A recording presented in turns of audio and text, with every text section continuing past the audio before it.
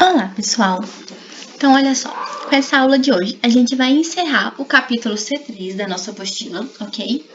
Então, essa aula de hoje eu vou falar sobre um texto que faltou eu falar na última aula, que é sobre lixo espacial, e vou fazer um pequeno resumo sobre a matéria desse capítulo, ok?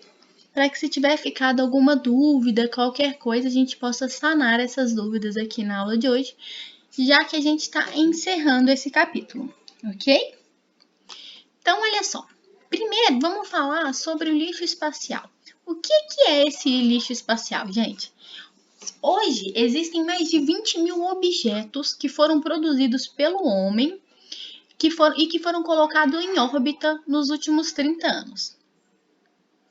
A estimativa é que existam ao redor da Terra atualmente por volta de 10 mil objetos de médio a grande porte, além de outros milhares de fragmentos menores. O que preocupa é o fato de que mais de 5 mil possuem dimensões apreciáveis, superiores a 20 centímetros. Então, o que acontece, gente? Sempre que o ser humano ele envia para fora da órbita terrestre algum satélite, alguma nave, alguma coisa, podem acontecer acidentes.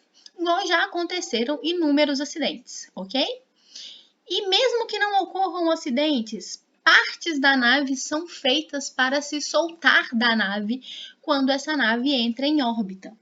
E aí o problema disso é que esse material, esses detritos aí, eles ficam se acumulando em volta do planeta Terra, formando uma extensa região que a gente tem muito lixo espacial, ok? E com o ritmo dos lançamentos, isso tem aumentado. A gente vê que nos últimos anos as estações espaciais elas têm feito cada vez mais lançamentos de foguetes. Com isso, admite-se que nos próximos anos haverá sérias ameaças às atividades do homem nas circunvizinhanças da Terra. Sem contar, né, que isso prejudica e muito as observações astronômicas feitas a partir do solo, porque a gente começa a ter vários objetos ali que estão na frente da observação que atrapalham com que a gente consiga fazer essa observação com qualidade dos astros, ok? Existem fragmentos que orbitam a Terra a 15, 20 ou 30 mil quilômetros por hora, ou seja, com velocidades extremamente altas. E isso constitui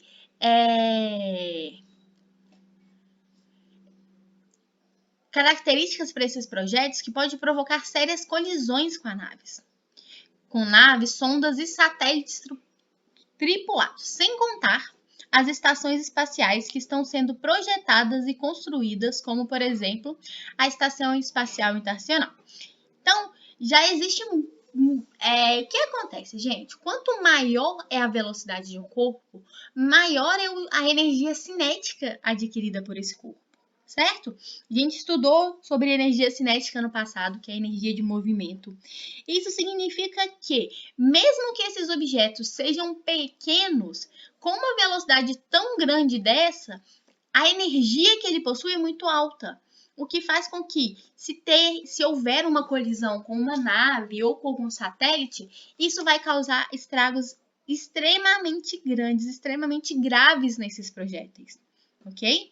Inclusive, já existem vários exemplos de veículos espaciais que foram danificados justamente por colisões com esses detritos, porque nem sempre, gente, é fácil de mapear aonde se encontram esses detritos, ok? E aí, entretanto, além do perigo das colisões no espaço, existe outro grave problema a resolver. A cada mês, cerca de 40 objetos espaciais reentram na atmosfera. Todos os dispositivos colocados em órbitas, mais cedo ou mais tarde, retornarão à superfície do nosso planeta. E apesar de, felizmente, cerca de 3/4 da Terra serem cobertos por água dos oceanos e mares, não é desprezível a probabilidade de objetos de porte razoável caírem em zonas densamente povoadas.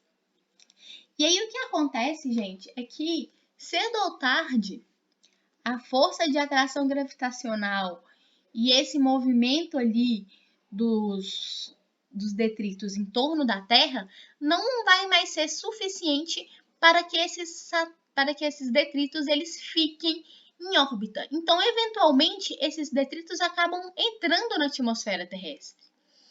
E ok, se for um detrito pequeno, ele vai se deteriorar ali, provavelmente, com a atmosfera terrestre, e o máximo que a gente vai conseguir observar é um risco de fogo no céu.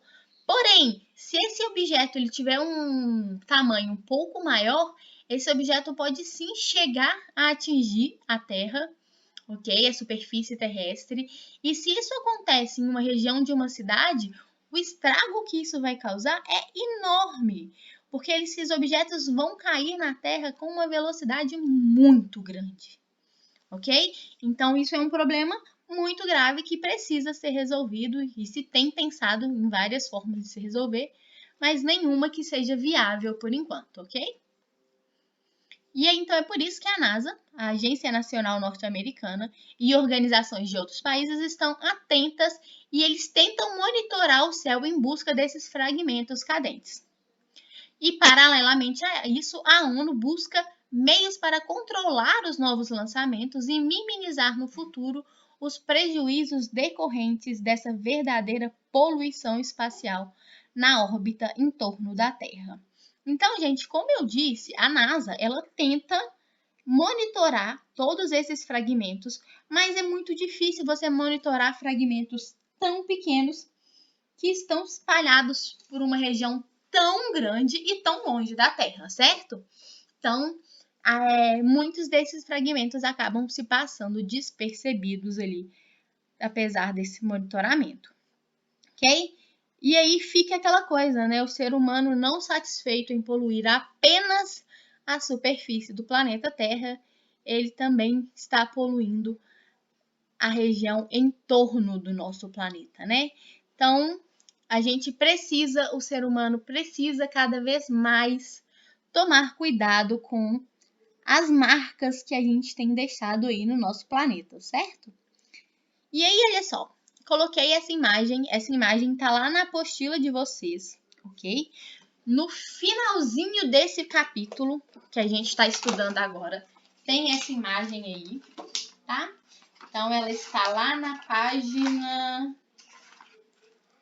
136 da apostila de vocês, que fala também aí um pouquinho sobre essa questão do lixo espacial, fala de alguns números. Esse quadrinho aqui, verde, fala que atualmente uma camada espessa de lixo espacial flutuante, composta principalmente por partes de satélites quebrados e propulsores de foguetes descartados, circundam a Terra. Um satélite completo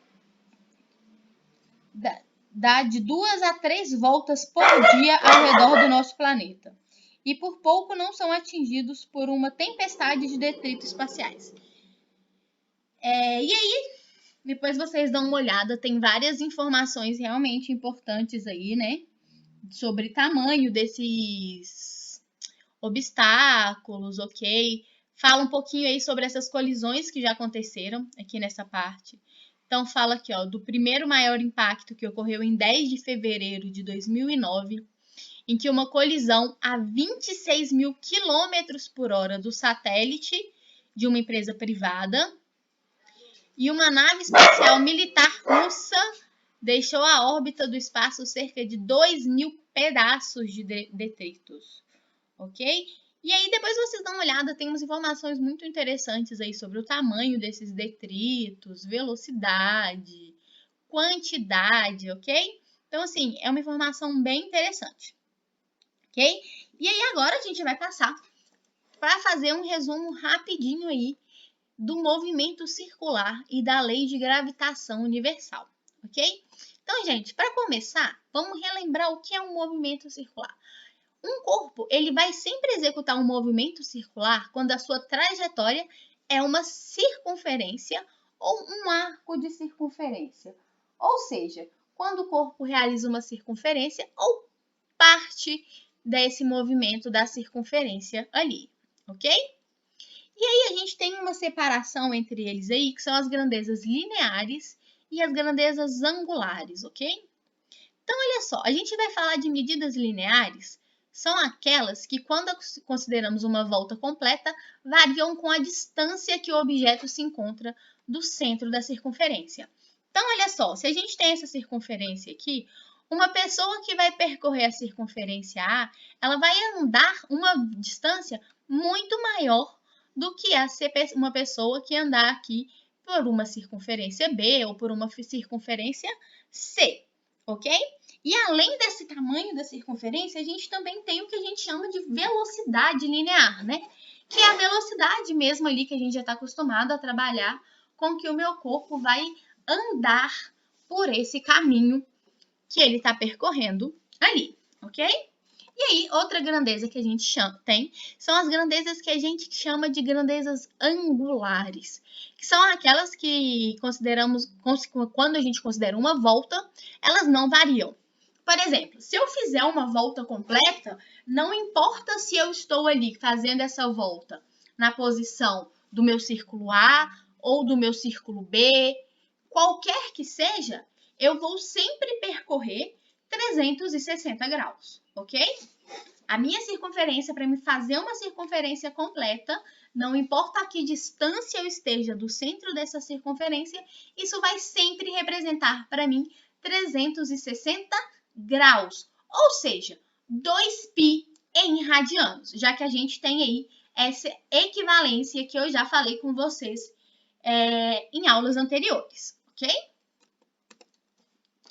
Então, ó, se a gente observar essa figura aqui, a gente consegue ver que se os dois atletas largarem ali na mesma linha, que igual a gente está vendo aqui, o atleta A e o atleta B, o atleta A ele vai estar muito mais próximo da linha de chegada do que o atleta B, ok?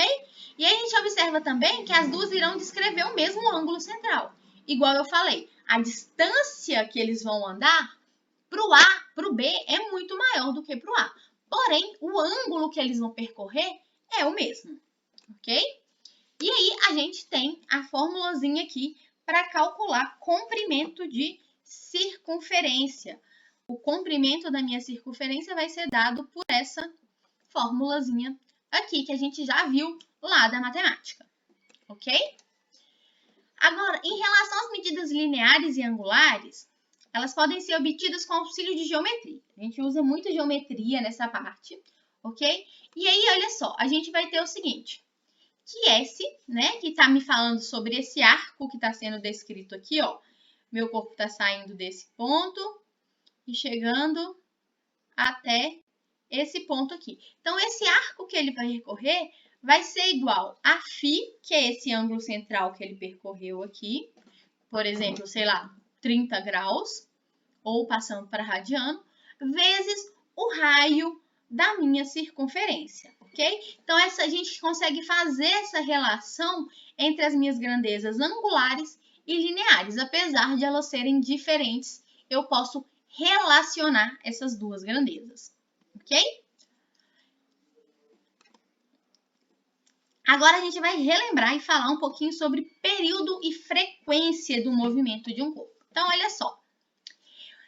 Quando a gente fala de período, a gente está falando, gente, do tempo que um corpo gasta para realizar uma volta completa.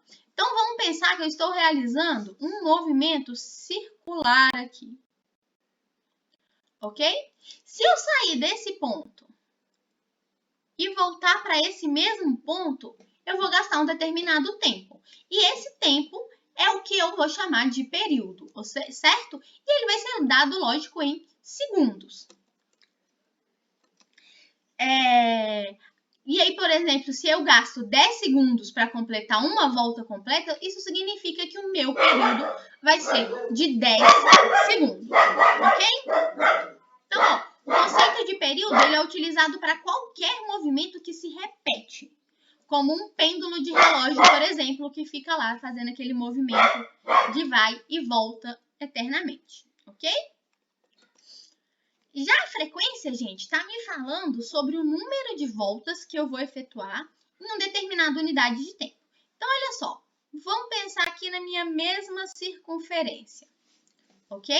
Se eu demoro 1 segundo para dar uma volta ali, significa que eu dou uma volta a cada 1 segundo. Agora, se eu começar a correr mais rápido e eu gastar, por exemplo, meio segundo para completar aquela volta, isso significa que em 1 minuto eu vou ter dado 2 voltas. E isso é a minha frequência. Vai ser o número de voltas que eu vou completar em um determinado intervalo de tempo. A gente usa muito a relação aqui para essa fórmula que a gente chama de Hertz, ok? Porque, ó, deixa eu ver se tem isso aqui. Tem. Então, olha só. A relação que a gente tem em matemática para essas duas grandezas é o seguinte, que o período vai ser igual a 1 sobre frequência. Então, a gente tem uma relação que a gente chama de relação inversa aqui. Que significa o quê, gente? Que quanto maior for a frequência do meu corpo, menor vai ser o tempo que ele vai gastar para dar uma volta, ok? Afinal de contas, se ele dá uma volta mais rápido, isso significa que eu vou conseguir dar mais voltas em um determinado intervalo de tempo, ok? E então, olha só, dessa forma, se o tempo tiver dado em segundos, a frequência vai ser dada em 1 sobre segundos. E essa unidade aqui, de 1 sobre segundos, a gente chama de Hertz em física, ok? Então, é só aí a unidade que a gente tem para medir a nossa frequência. E essa unidade, esse valor, ele pode ser dado também, além de ser dado em Hertz, ele pode ser dado em RPM, ou seja, rotações por minuto. Então, por exemplo, se eu tenho um corpo que ele realiza 10 RPMs, isso significa o quê, gente? Que ele dá 10 voltas em um tempo de 60 segundos, ok? E se eu quiser saber quantas voltas ele vai dar em 1 segundo, é só fazer uma relação de proporção aqui, de regra de 3. Então, aqui vai ter 10 vezes 1, vai dar 10. X vezes 60, vai ser 60x. Então, 60 multiplicando passa dividindo. Meu x vai ser igual a 10 sobre 60. Simplificando aqui, a gente acha que o meu x vai ser de segundo, ok? Ou seja, a minha frequência em Hertz vai ser igual a isso daqui, ok? Só que aqui, os segundos tá aqui embaixo, né? Porque 60 segundos vai estar aqui embaixo, ou seja, vai ser me dado em 1 sobre 6 Hertz, ok? Então, essa é a relação que a gente tem aí entre segundos e frequência. Agora, a gente vai falar sobre uma outra grandeza que se chama velocidade angular.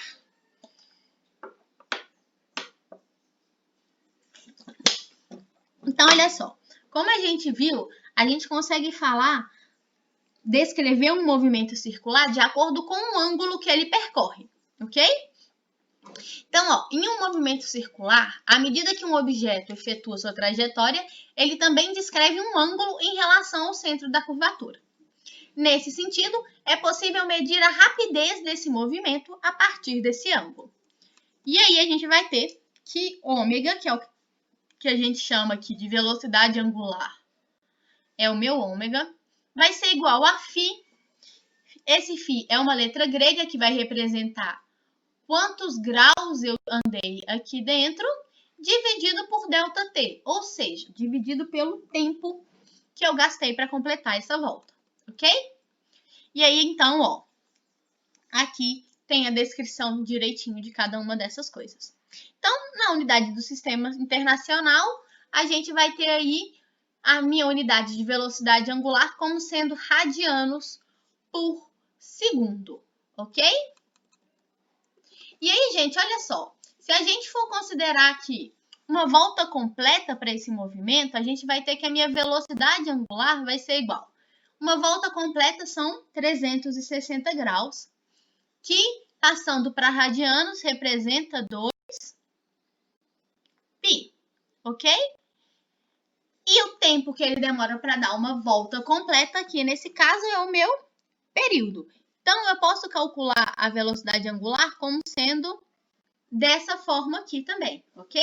Que aí representa para mim aí uma volta completa no meu movimento. Já a minha velocidade linear, gente, a gente já está acostumada a trabalhar com ela, ok?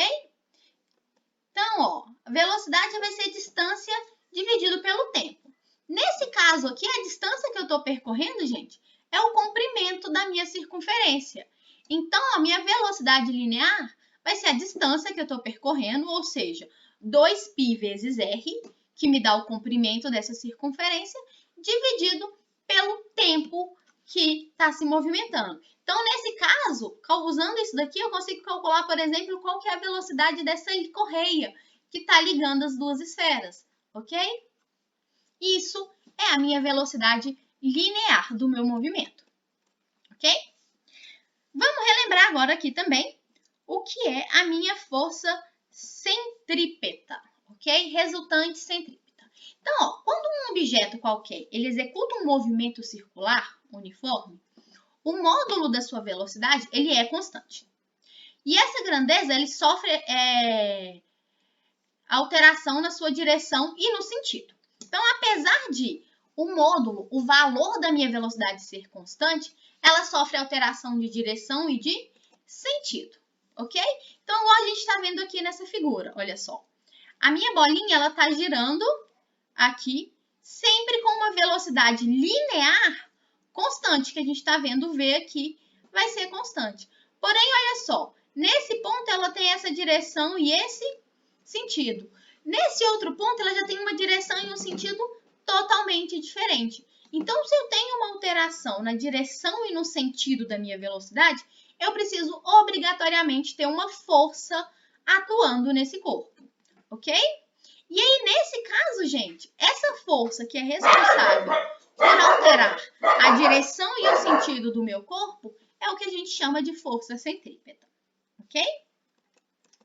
Então, ó, a força centrípeta que atua em um corpo em movimento circular, ela pode ser calculada por essa fórmula aqui, em que a gente tem que M, então, ó, minha força centrípeta, esse FC aqui é de força centrípeta, vai ser igual à massa do meu corpo que está girando, vezes a velocidade linear desse corpo,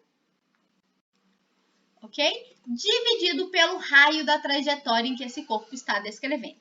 E é isso, gente, me mostra aqui o seguinte, que quanto menor for o raio da minha curvatura, maior vai ter que ser a força centrípeta que vai estar atuando naquele corpo para manter ele em movimento circular. Por isso que aquelas curvas de estradas muito fechadas são tão perigosas, porque ela vai ter um raio de curvatura muito pequeno, o que faz com que a força centrípeta que precisa atuar sobre o meu carro para manter ele na curva seja muito grande, ok? Agora, para a gente relembrar rapidinho as leis de Kepler.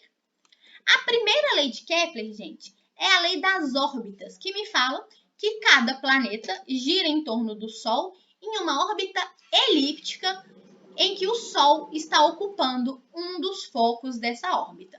Lembrando que, apesar de essa órbita ser elíptica, ela é uma elipse bem achatadinha. Significa que essa órbita ela é praticamente circular, ok?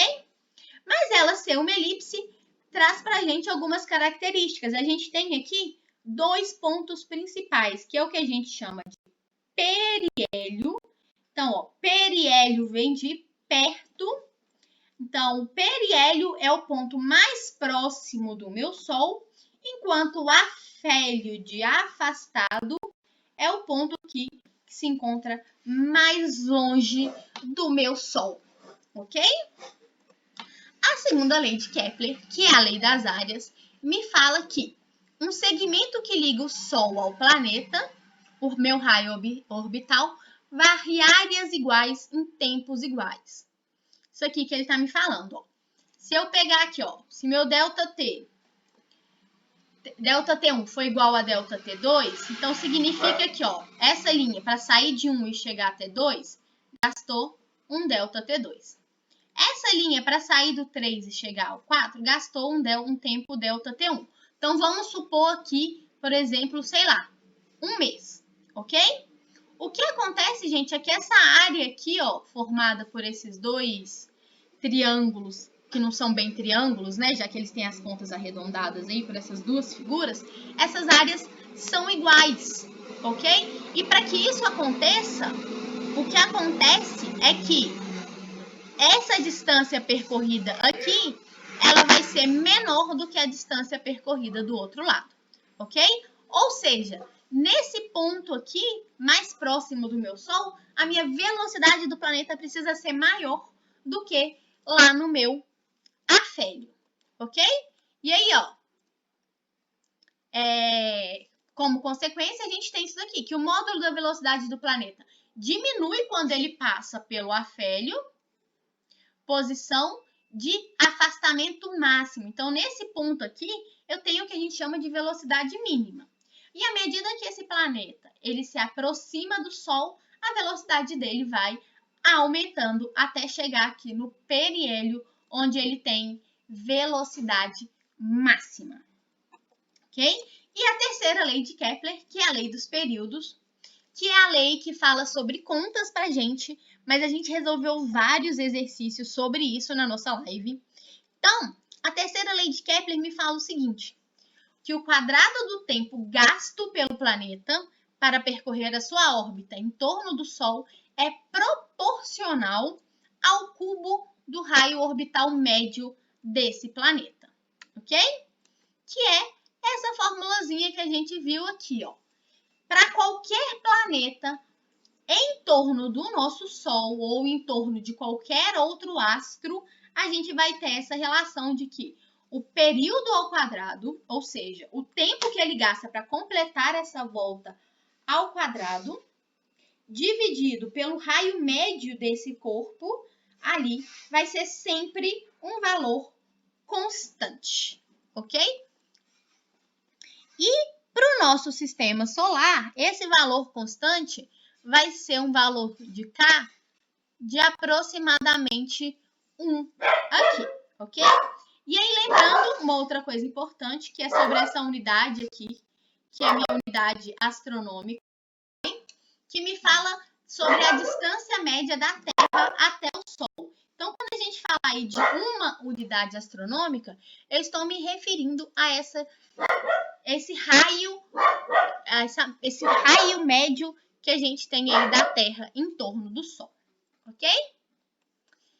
E agora, vamos falar um pouquinho, isso aqui foi na nossa última aula, sobre a lei da gravitação universal, que é aquela lei desenvolvida por Newton que me fala que a força de atração gravitacional entre dois corpos quaisquer pode ser calculado por essa formulazinha aqui, ok?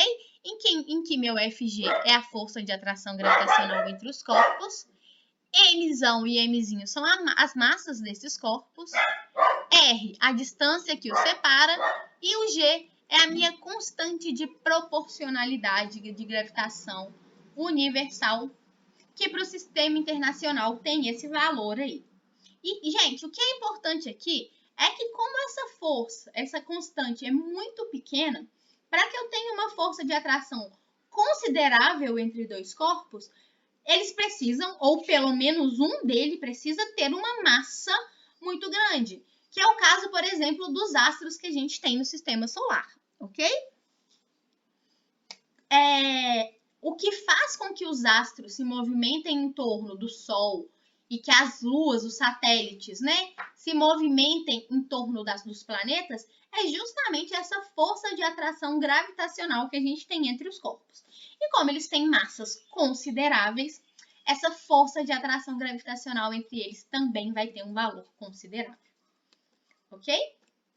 E aqui a gente falou também sobre o movimento dos satélites e a gente falou sobre essa relação de que A força gravitacional atuando sobre os corpos é exatamente ela que vai atuar como minha força centrípeta nesse caso. A gente viu que em cada situação a gente tem uma força que atua como força centrípeta.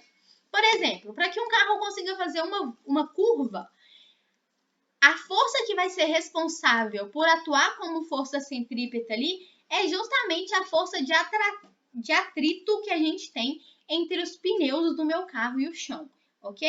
E aí, nesse caso aqui, a gente tem aí que a força gravitacional é quem atua como força centrípeta. E aí, igualando as duas fórmulas, a gente consegue calcular a velocidade que um corpo precisa ter para que ele consiga orbitar um segundo corpo. E aí, essa velocidade vai depender simplesmente da massa do meu planeta central, ou seja, do corpo que está sendo orbitado, ou seja, não depende do corpo que orbita o outro e da distância que eu tenho entre esses dois corpos, ok? E aí, é isso. A gente fez esse resuminho assim só para fechar tudo. No roteiro de estudo dessa semana de vocês, eu pedi para que vocês fizessem um mapa mental, ok? Então usem bastante a criatividade, façam um mapa mental bem legal, sintetizando mesmo as informações mais importantes, sintetizando mais ainda do que eu fiz aqui nessa apresentação, que eu só resumi tudo para a gente ter uma visão geral do que acontece. Então, caprichem no mapa mental e me enviem, ok? Se vocês quiserem, vocês podem também postar esse mapa mental aí nas redes sociais que vocês me tiverem e me marcar também a escola.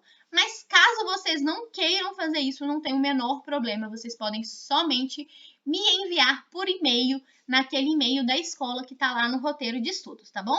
Então, tchau, gente, e até semana que vem.